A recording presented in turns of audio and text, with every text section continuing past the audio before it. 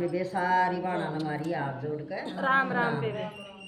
और अष्टमी का दिन हर एक माता रानी का भजन सुनाओ है, इसमें हुई अष्टमी का भी आओगा जी भजन। हाँ, कोई माता भी है, व्रत भी है, सब कुछ काम ठीक। सुने मेरी मैया सुनी के नाम, देखो अखिया दई के नाम। सुने मेरी मैया सुनी के नाम, देखो अखिया दई के नाम। नहीं सुनी तो फिर कहूँ, थारे चरणा में पड़ी रहूँ। नहीं सुनी तो फिर कहूँ, थारे चरणा में पड़ी रहूँ। सुन मेरी मैया सुनी के नाम, गूंगे को बाणी दई के नाम। सुन मेरी मैया सुनी के नाम, गूंगे को बाणी दई के नाम। नहीं सुनी तो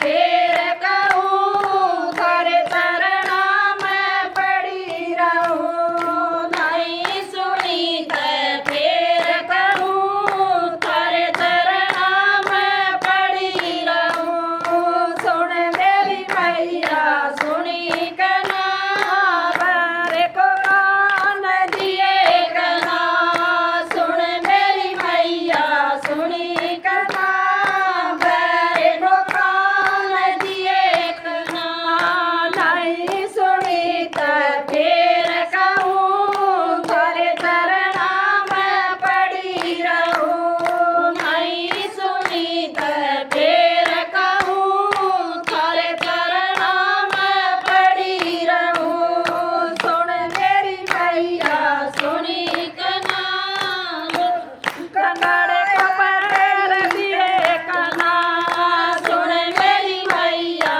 सुनी के नाम, लंगड़े को पैर दिए के नाम। नहीं सुनी तो फिर कहूँ, थारे चरणा में पड़ी रहूँ। नहीं सुनी तो फिर कहूँ, थारे चरणा में पड़ी रहूँ। सुन मेरी रोई माता सुनी के नाम, पांचन को पुत्र दिया के नाम। सुन मेरी रोई माता सुनी के नाम, पांचन को पुत्र दिया के नाम। नहीं सुनी तो फिर कहूँ, थारे चरणा में पड़ी रहूँ। नहीं सुनी तो फिर कहूँ, थारे चरणा में पड़ी रहूँ। सुन मेरी मैया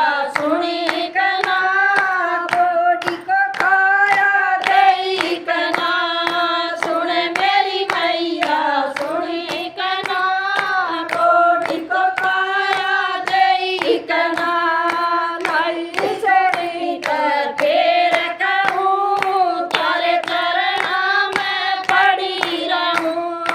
नहीं सुनी तो फिर कहूँ, थारे चरणा में पड़ी रहूँ। सुन मेरी मैया सुनी के नाम, मारा भजन तन सुना के नाम। सुन मेरी मैया सुनी के नाम, मारा भजन तन सुना के नाम। नहीं सुना तो फिर गाऊँ, थारे चरणा में शीश झुकाऊँ। नहीं सुना तो फिर गाऊँ, थारे चरणा में शीश झुकाऊँ।